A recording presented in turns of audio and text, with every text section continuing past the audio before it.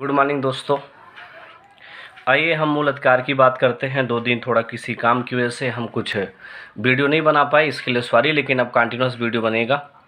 आप लोग चैनल को लाइक कीजिएगा, शेयर कीजिएगा, सब्सक्राइब कीजिएगा। तो आइए हम बात करेंगे पेट का एक टॉपिक है मूल अधिकार, जो आपको दिया गया है, जहाँ से पेट में और भी एग्जामों में, वनडे एग्जामों में, सारे एग्जामों में क्वेश्चन यहाँ से बहुत ज़्यादा आते हैं। तो बात करेंगे मूल अधिकार की। तो सबसे पहले अधिकार की बात करते हैं। उसको पढ़ने से पहले अधिकार क्या होते हैं तो याद रखिएगा, जो आपको जीवन जीने के लिए आवश्यक हो वही तो अधिकार है। जैसे बात करें अधिकार आपको किसने किसने दिया, तो अधिकार कितने प्रकार के होते हैं। तो एक अधिकार है आपके प्राकृतिक अधिकार। प्राकृतिक अधिकार, ये अधिकार आपको किसने दिया है, प्राकृत ने दिया है, नेचर ने दिया है। याद रखिएगा, नेचर ने दिया आपको जो अधिकार, प्राकृतिक अधिकार प्राकृतिक ने प्रदान किया है, पूछा जाता है। और ये आपको किसको प्राप्त है, आपको पता होगा, सांस लेना।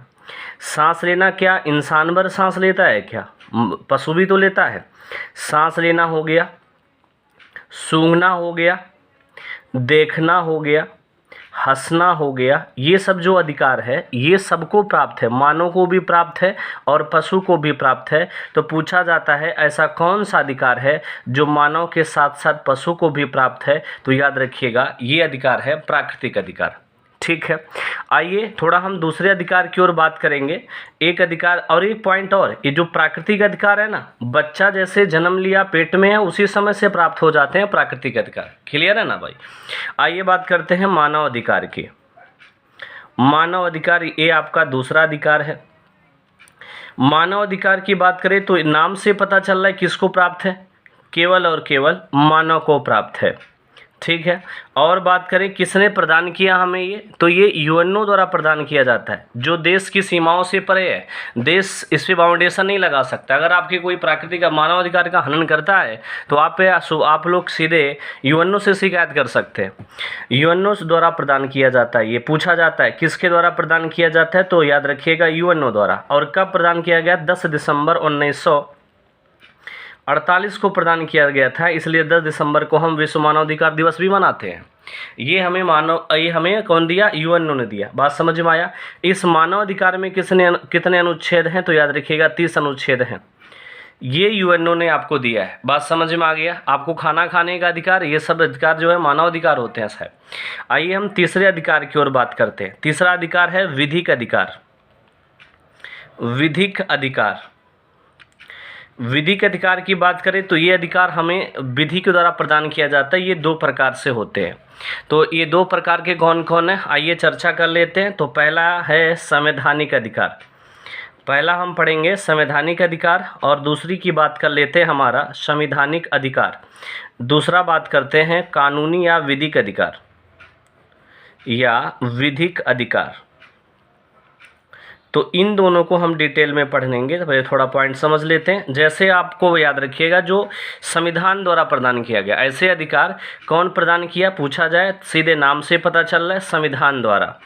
संविधान द्वारा जो अधिकार प्रदान किया जाए वो संवैधानिक है। और जो विधि बना करके या कानून बना करके जो आपको अधिकार दिए जाए वो कौन सा अधिकार हो जाता है, तो याद रखिएगा उसे कानूनी अधिकार कहते हैं। कानूनी अधिकार जैसे आपको पता होगा, बच्चों को पोषण दिया जाता है, या सूचना का अधिकार, सिंपल सा समझ लें।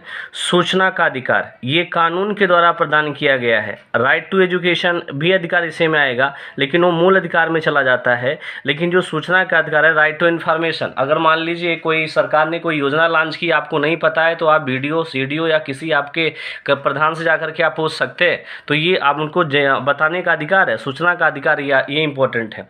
मातृत्व अवकाश, मान लीजिए कोई महिला अगर गवर्नमेंट जॉब करती है या कुछ भी जॉब करती है, अगर उसके अवकाश नहीं दिया जाता है तो ये उसको अधिकार है, उसको मिलना चाहिए। कानून ने इसको अधिकार दिया है। पहले बच्चे पे 26 सप्ताह का अवकाश मिलता है, याद रखिएगा। आगे इसके बारे में चर्चा करेंगे डिटेल में। पुरुष को नहीं अधिकार है, ये मातृत्व अधिकार अवकाश है, याद रखिएगा। पुरुष वाला इसमें नहीं जा सकता।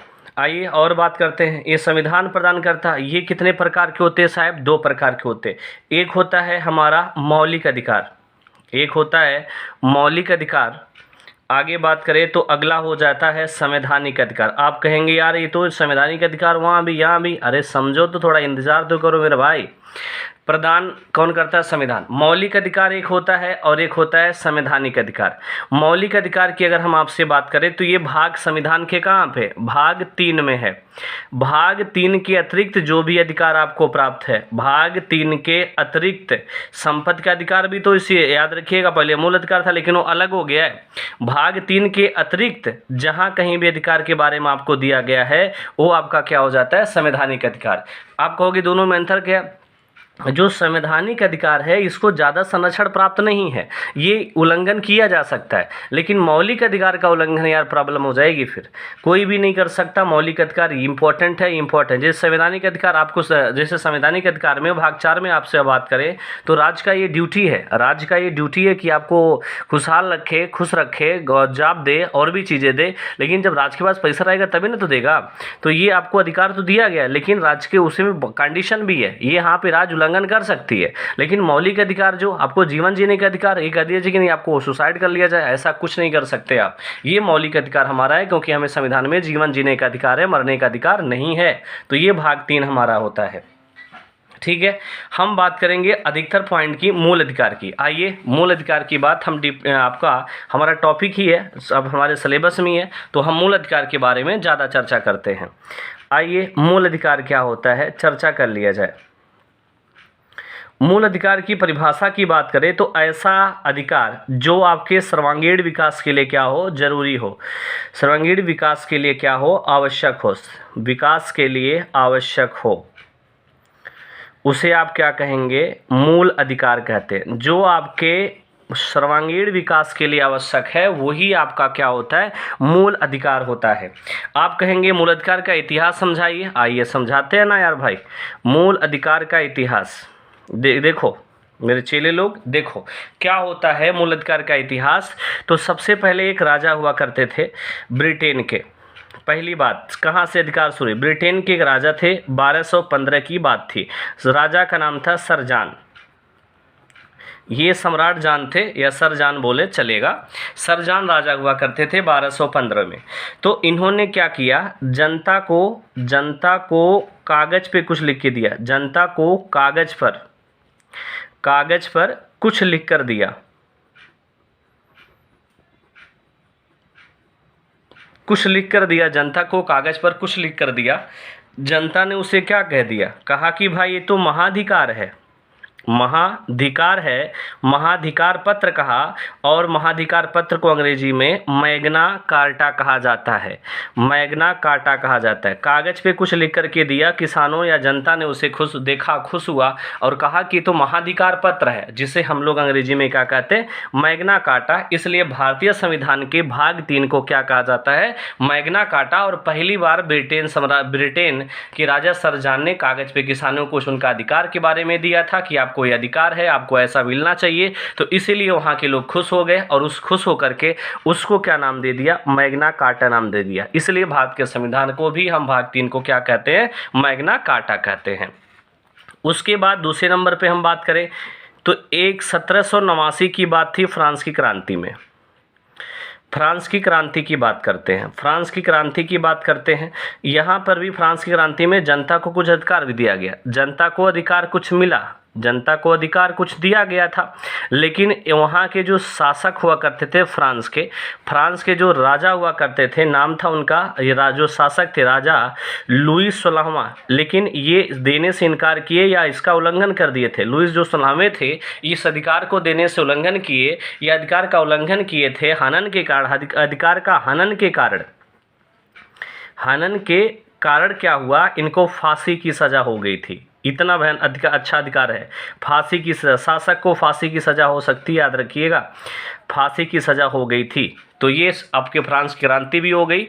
आइए हम बात करते हैं तीसरे नंबर पे 1791 की बात करते हैं। 1791 में यूएसए अमेरिका की बात कर लेते हैं। अमेरिका का जब संविधान बना था उसमें मूल अधिकार नहीं था, बाद में उसमें ऐड हुआ अमेरिका के संविधान में। और किस नाम से ऐड हुआ? तो याद रखिएगा, बिल ऑफ राइट के नाम से मौलिक अधिकार संविधान में क्या किए? जोड़े गए। बिल ऑफ राइट्स के नाम से संविधान में जोड़े गए। और इसीलिए, और भारत का जो संविधान है प्रेरित है कहाँ से? प्रेरित, भारत का संविधान प्रेरित है कहाँ से? भारत का संविधान अगर पूछे भारत का मूल अधिकार कहाँ से प्रेरित है, बहुत बार आता है, तो याद रखिएगा भारत का मूल अधिकार कहाँ से प्रेरित है? यूएसए से ही प्रेरित है, बिल ऑफ राइट से ही प्रेरित है। तो पूछा जाए अमेरिका का बिल ऑफ राइट भारत के किसके समान है? तो भारत के मौलिक अधिकार या मूल अधिकार के समान है। तो भारत का ये मूल अधिकार इंपॉर्टेंट चीजें बन जाती है। एक पॉइंट और आपको यहाँ से याद रखना है, एक पॉइंट और देखिए, यहाँ पे ऐसे अधिकार ऐसे अमेरिका, ऐसे अधिकार और ऐसे अमेरिका, तो याद रखिएगा एक ट्रिक हो जाता है, ऐसे अधिकार ऐसे अमेरिका, ये दोनों प्रेरित है कहाँ से? अमेरिका से। बात समझ में आ गया? आइए आगे बात करते हैं, थोड़ा सा और बात करते हैं। भारत में मूल अधिकार का इतिहास, भारत में मूल अधिकार का इतिहास की बात कर लेते हैं। तो भारत में अगर मूल अधिकार के इतिहास की बात करें तो सबसे पहले भारत में मूल अधिकार किसने कुछ कहा? तो याद रखिएगा सर्वप्रथम किसने कहा? सबसे इम्पोर्टेंट बात है, तो 1895 में एक विधेयक आया था। 1895 में एक विधेयक आया जिसका नाम है स्वराज विधेयक। स्वराज विधेयक था, उसके माध्यम से मांग की गई, किसकी? मूल अधिकार की मांग की गई थी। और ये स्वराज विधेयक कौन लेके आए थे? तो याद रखिएगा बाल गंगाधर तिलक। बाल गंगाधर तिलक ने क्या किया? स्वराज विधेयक के आपके माध्यम से मूल अधिकार की पहली बार भारत में क्या की थी? मांग की थी कि भैया हमारे संविधान में हमारे लोगों को, हमारे जनता को मूल अधिकार देना चाहिए जिससे वो जिंदगी जी सके सुकून से। ठीक है, आइए बात करें, लेकिन कुछ बात नहीं बनी। फिर कुछ समय बाद 1917 से 1919 के माध्यम से कांग्रेस के मंच से मांग किया गया। उस समय कांग्रेस 1885 में बन चुकी थी, कांग्रेस के मंच से मांग किया गया, लेकिन इसका भी कोई प्रभाव अंग्रेजों के ऊपर नहीं पड़ा। आइए कुछ आगे बात करते हैं अगले पॉइंट की तरफ। तीसरे नंबर पे कैसे मांग हुई?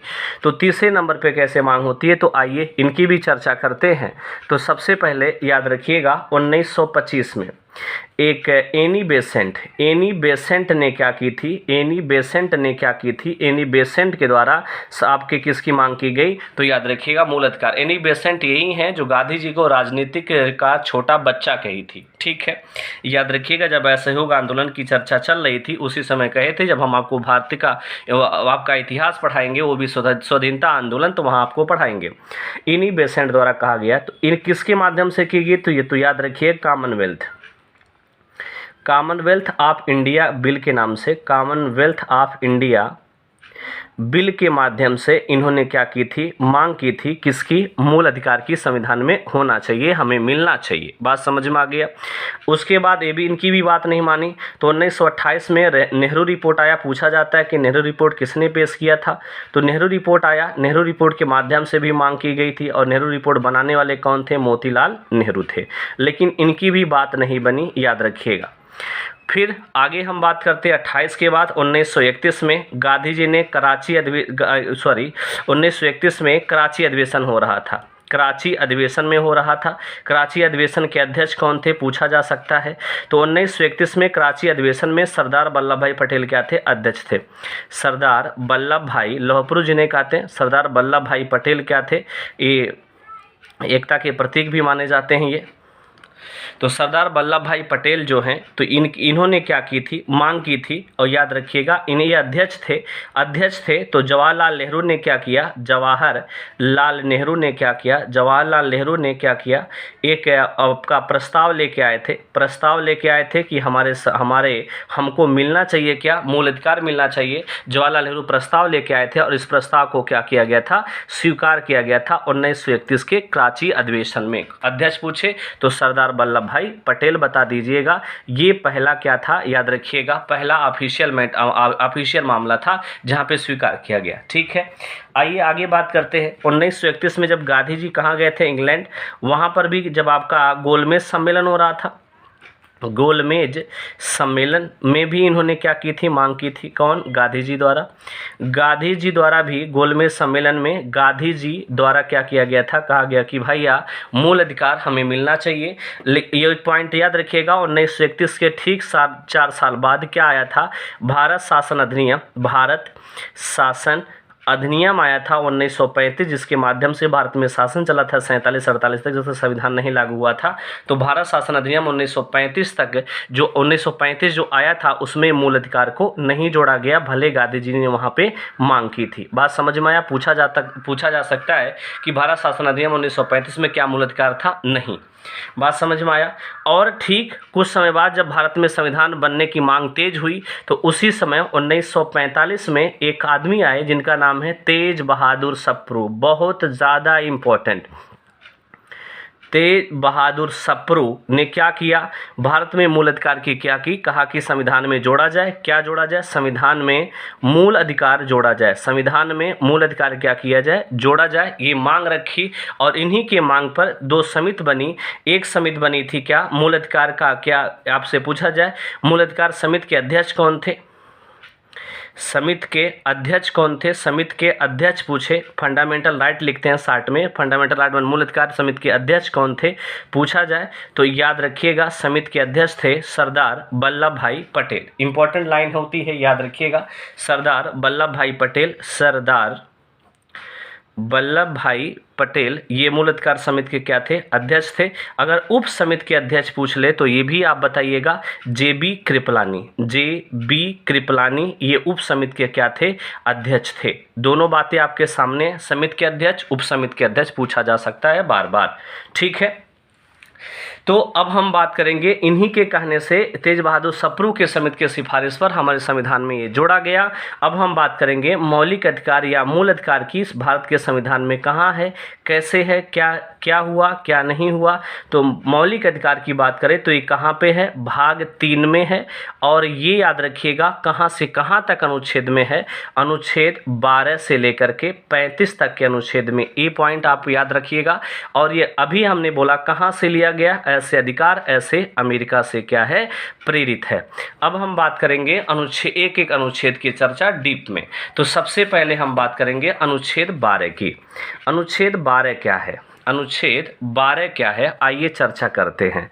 अनुच्छेद 12 क्या है? तो अनुच्छेद 12 में राज्य की परिभाषा है। राज्य की परिभाषा का वर्णन है अनुच्छेद 12 में। राज्य की परिभाषा का वर्णन अनुच्छेद 12 में। याद रखिएगा, जो परिभाषा भाग 3 में है वही सेम परिभाषा कहाँ पे लागू होती है? भाग 4 में लागू होती है। राज्य की परिभाषा, राज्य में कौन कौन आता है? तो याद रखिएगा, जो केंद्र सरकार है वो राज्य है, केंद्र सरकार राज्य है, संसद राज्य है, प्रांतों की सरकारें राज्य हैं, ये भी राज्य है, विधानमंडल में जितने भी लोग आते हैं वो राज्य है, और नगर पालिका राज्य में आता है, नगर पंचायत, ग्राम पंचायत भी राज्य में आता है,